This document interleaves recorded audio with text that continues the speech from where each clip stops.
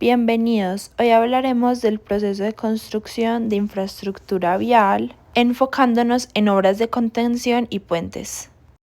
Este equipo está conformado por Juanita Acevedo, María Antonia Gutiérrez, María Fernanda Suárez, Sofía Vargas y Juan Fernando Valenzuela.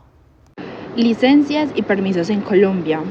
Primero está la licencia de construcción. La entidad que la rige es la Contaduría Urbana o la Secretaría de Planeación en municipios sin curador. Esta requiere planos arquitectónicos y estructurales, estudio geotécnico, memorias de cálculo, certificado de libertad y tradición y certificado de existencia del predio.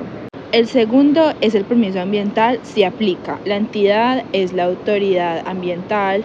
Se requiere si hay afectaciones a recursos naturales, la obra está cerca de fuentes hídricas o puede exigirse un diagnóstico ambiental de alternativas o un estudio de impacto ambiental. La tercera es el permiso de ocupación de cauce, zona de ronda o retiro. La entidad que la rige es la autoridad ambiental y es necesario si la obra toca o atraviesa ríos, quebradas o zonas de protección. La cuarta es el concepto favorable de autoridades viables. La entidad que la rige es INVÍAS, ANI o Secretaría de Movilidad, según la vía. Aplica para puentes sobre vías nacionales, departamentales o municipales. Se evalúa seguridad vial y afectación del tránsito. La quinta es el permiso de intervención y ocupación del espacio público. La entidad que la rige es la alcaldía local y se requiere si la obra afecta andenes, vías o espacios públicos. Finalmente, el concepto técnico estructural que lo rige el revisor independiente registrado ante el municipio y se requiere la verificación del diseño estructural conforme a la NSR 10. Estudios y diseños para obras de contención. Estudio geotécnico, determina tipo de suelo, capacidad portante, nivel freático, etc. Análisis de estabilidad, verifica posibles fallas de desplazamiento o volteo.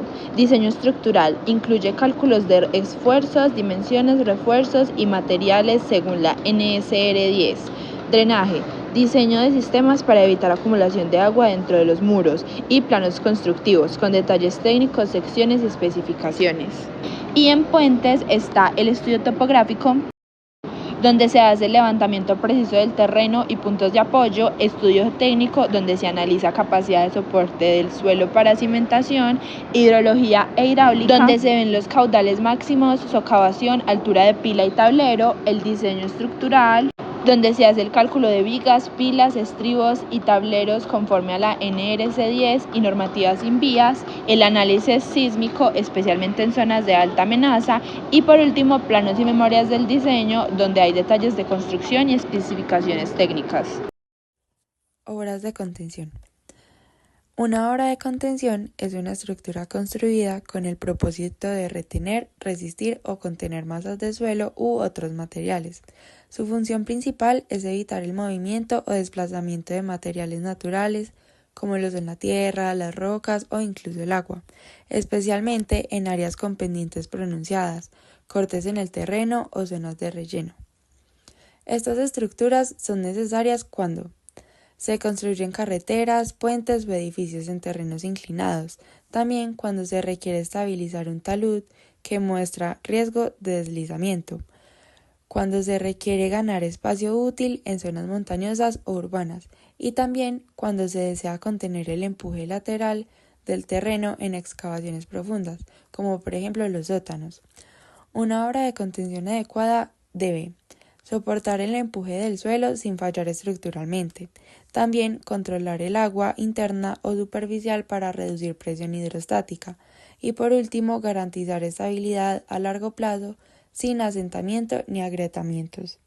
En los muros de contención tenemos una clasificación general. Primero están los muros de gravedad.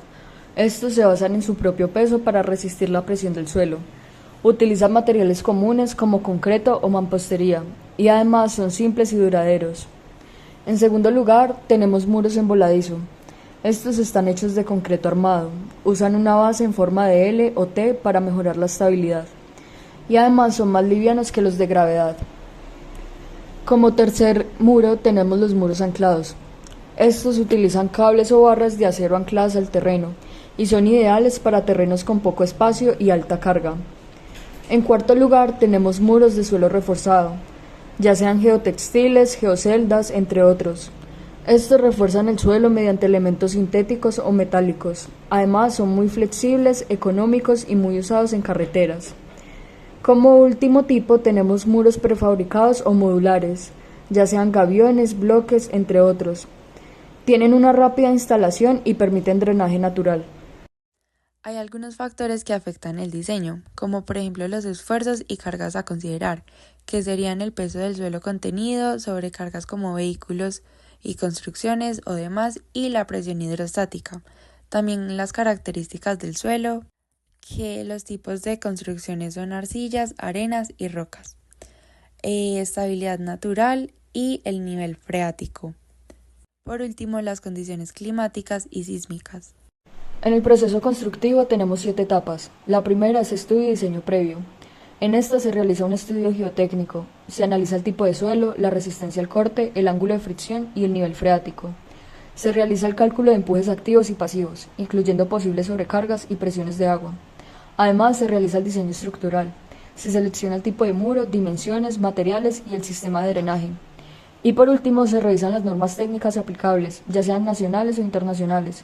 Dentro de estas se encuentra el NSR. La segunda etapa es la preparación del terreno. En esta se realiza el desbroce de vegetación, nivelación del terreno y excavación de la zanja o cimiento donde se apoyará la estructura. Como tercera etapa tenemos la cimentación. En esta se realiza una fundación superficial si el terreno es firme, como una zapata corrida, o una fundación profunda que lleva pilotes o micropilotes si el terreno es blando o poco resistente. Y por último se realiza impermeabilización de la base en caso de aguas subterráneas. En la cuarta etapa tenemos la construcción del muro. En esta se realiza la colocación del acero de refuerzo, el encofrado y vaciado de concreto en muros estructurales. Y en caso de gaviones se realiza el armado de mallas y llenado con una roca seleccionada. La quinta etapa es el drenaje. En esta se realiza la instalación de tubos de drenaje, ya sean tubos de PVC o geodrenes, en la base o a media altura. También se realiza la colocación del material filtrante, ya sea grava, arena o geotextil. Esto para evitar obstrucciones. Y algo muy importante es que el drenaje evita que el agua se acumule y ejerza presión adicional sobre el muro, presión hidrostática. Esto es una de las principales causas de falla. La sexta etapa es el relleno y compactación. En esta se rellena el terreno detrás del muro en capas de 20 a 30 centímetros. Cada capa se debe compactar al 95% del productor modificado para asegurar estabilidad. Y además se puede usar material seleccionado con buena capacidad de drenaje. Y la última etapa son las obras complementarias. Errores comunes y fallas posibles. Primero están las fallas por drenaje deficiente, que es cuando el agua acumulada genera presión hidrostática adicional que no fue contemplada en el diseño. Esto puede causar agrietamientos, inclinación del muro o colapso total. La mala compactación de relleno. La compactación insuficiente genera asentamientos irregulares y pérdida de apoyo, lo que puede provocar deformaciones estructurales. También está el diseño incorrecto, que es cuando no se realiza un estudio de suelos adecuado. Se pueden subestimar los empujes activos o sobreestimar la capacidad del terreno. También puede haber errores en la selección del tipo de muro según las condiciones del sitio. El uso de materiales inadecuados. El uso de concreto de baja calidad, acero mal colocado o roca mal seleccionada en gaviones compromete la vida útil de la estructura. La falta de mantenimiento. Algunos muros requieren inspecciones periódicas para asegurar el funcionamiento de drenaje o para detectar movimientos. Y por último, está no considerar sobrecargas, por ejemplo el tráfico pesado, construcciones cerca del muro o almacenamientos de materiales pueden generar empujes mayores a los previstos. Preparación del terreno y estudios previos. En Colombia, la construcción de un puente vial inicia con una fase crítica, los estudios previos. Debido a nuestra geografía compleja, con cordilleras, ríos caudalosos y zonas de alta sismicidad, se requieren estudios topográficos, geotécnicos e hidrológicos muy detallados. Se realiza la limpieza del terreno, se instala el campamento de obra y se hacen desvíos temporales del tráfico y del agua si es necesario. Además, se planifica el manejo ambiental, cumpliendo con normativas del Ministerio de Transporte y la ANLA.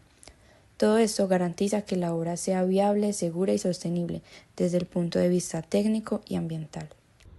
Cimentaciones y subestructura.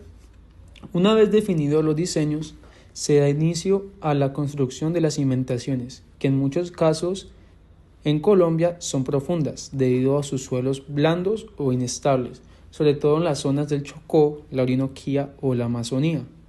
Estas cimentaciones pueden incluir pilotes perforados o hincados que soportan las cargas de la estructura. Luego se levantan las pilas y estribos, que son los soportes verticales del puente. Este trabajo requiere el control técnico riguroso porque los errores en esta fase podrían comprometer toda la obra. Superestructura y tablero del puente. En esta etapa se montan las vigas principales, que pueden ser metálicas o de concreto, muchas veces prefabricadas en plantas cercanas y transportadas a sitio con logística especializada. Después se instalan prelosas o se arma el encofrado para vaciar la losa del puente, que es donde se apoyará el tráfico vehicular. También se colocan las juntas de dilatación, que permiten que el puente se expanda o contraiga con los cambios de temperatura. Como dato curioso, el puente Pumarejo en Barranquilla es actualmente el más largo de Colombia, con 3.2 kilómetros, y fue diseñado para resistir eventos sísmicos y huracanes.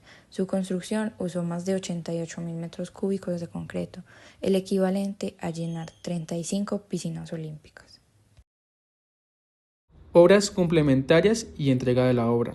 Ya con la estructura finalizada, se colocan las capas de impermeabilización, la carpeta de rodadura, como es el asfalto o el concreto, las barandas metálicas, y se instalan las señales. También se complementan las obras de drenaje y los accesos viales. Antes de habilitar el puente al público, se realizan pruebas de carga y revisiones técnicas exigidas por el INVIAS o la ANI, según el tipo de proyecto. Este proceso es vital para garantizar que el puente no solo esté bien construido, sino que funcione con seguridad y eficiencia durante décadas.